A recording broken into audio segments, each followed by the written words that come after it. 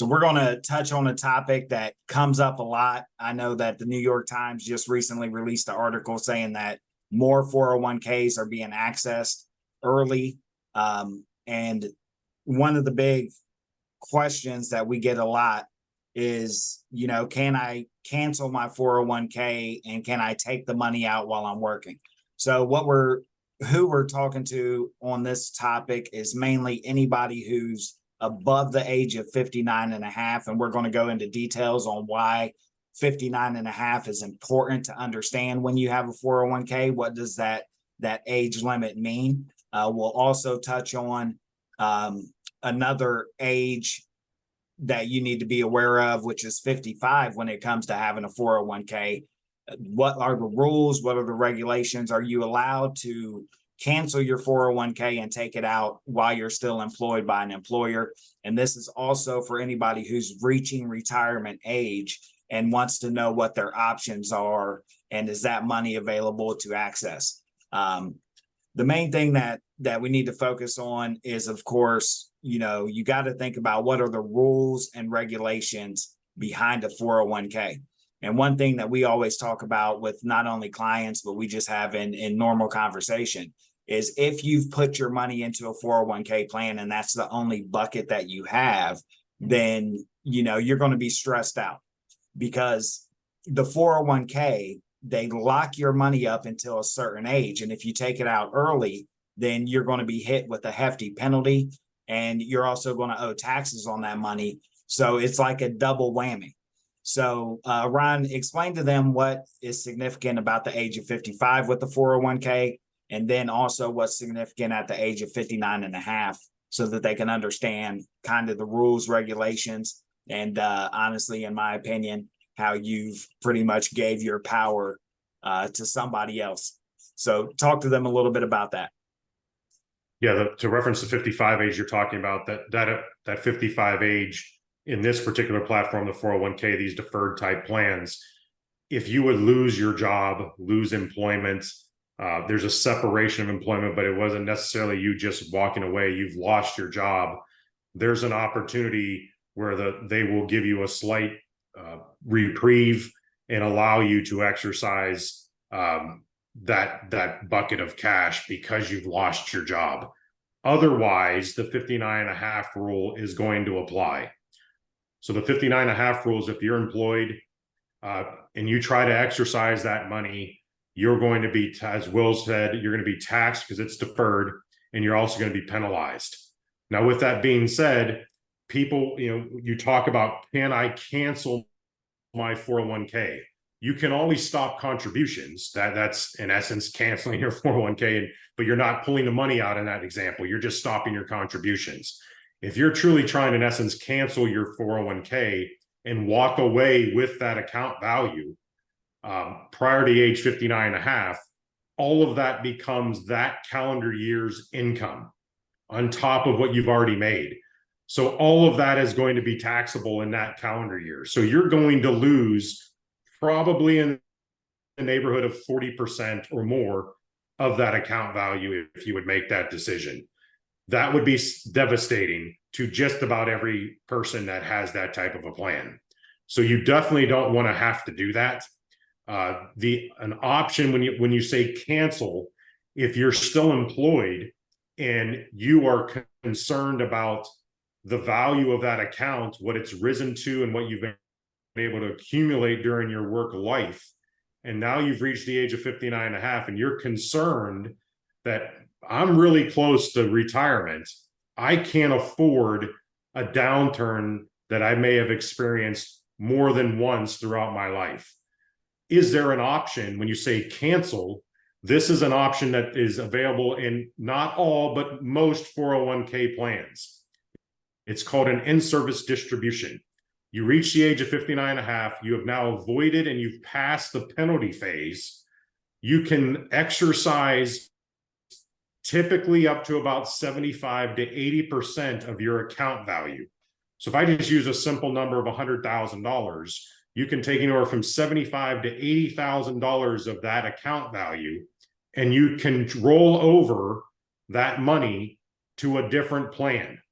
And the idea behind that is what I stated. You're concerned because you're close to retirement. Maybe you want to retire early, or even if it's 65, 66, you still see the writing on the wall that I'm in the twilight of my career, meaning I don't want to lose that, what I've grown that account to be. So I take that $75,000 to $80,000 of that 100,000 out. I'm just using a smaller number just for discussion purposes. You can pull that out and you can throw that into an environment that can protect that cash going forward and not worry about any downturns that happen between right now and the time that you retire. Now you're still making the contributions. That remaining 20 to 25,000 is still sitting in the account.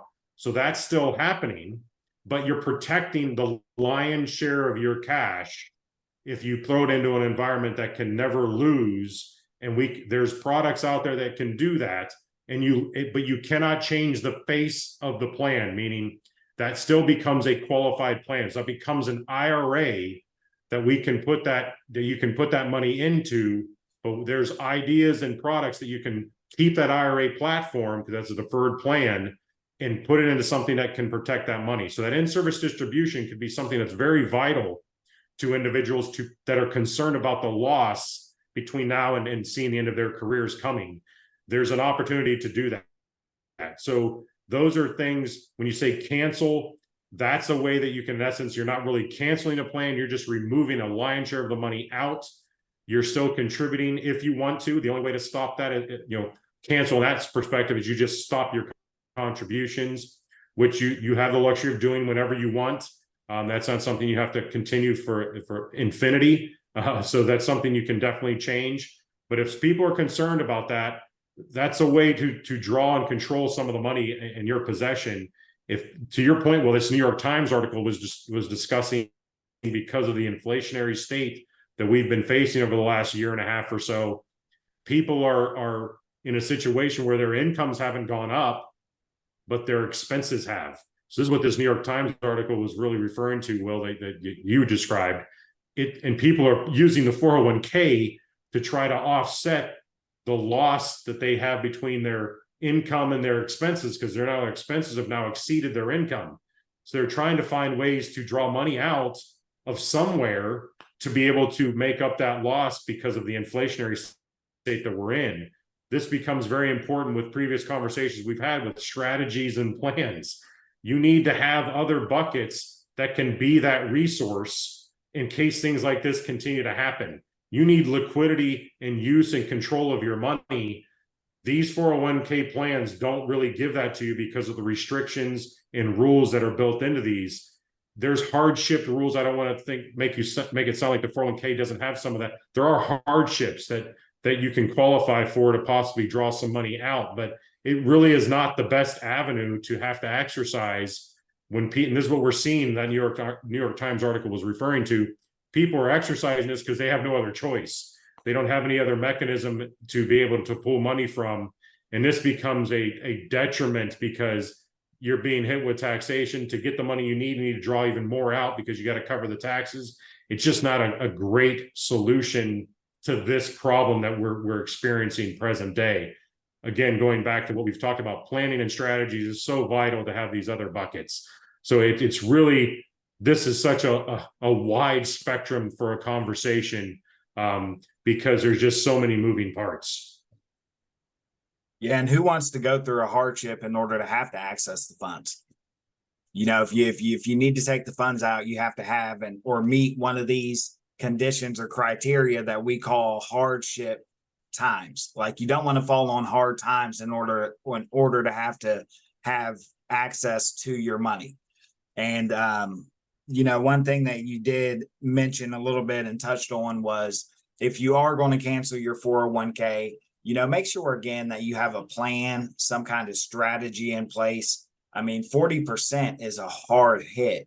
I mean, if you got $100 and you go into a restaurant and the taxes on your food are $40, it's a hard hit. And it doesn't matter if you've got $100, 100,000, or $1 million, or 100 million. Giving up that could be greater than money. that. I mean, to your point, well, just real quick, that could be greater than 40% depending on where you live, because you're gonna have to pay federal, and that's going to come to your income. That's going to come to state levels also. Not every state has a state income tax, but the vast majority of the country does, and they're not all the same.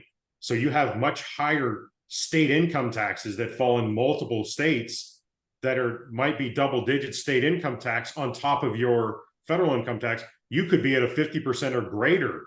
So 40% kind of is more of an average of what we see collectively throughout the United States. But if you fall into one of these higher state income taxes, you can lose over 50%. So to that point again, Will, regardless, it's a bad scenario that you're losing that much money. Like you used $100 as the example. That's just a gut punch, because you're just losing a ton of money that you've earned and put aside, and it's just stripped right out from under you in a split second.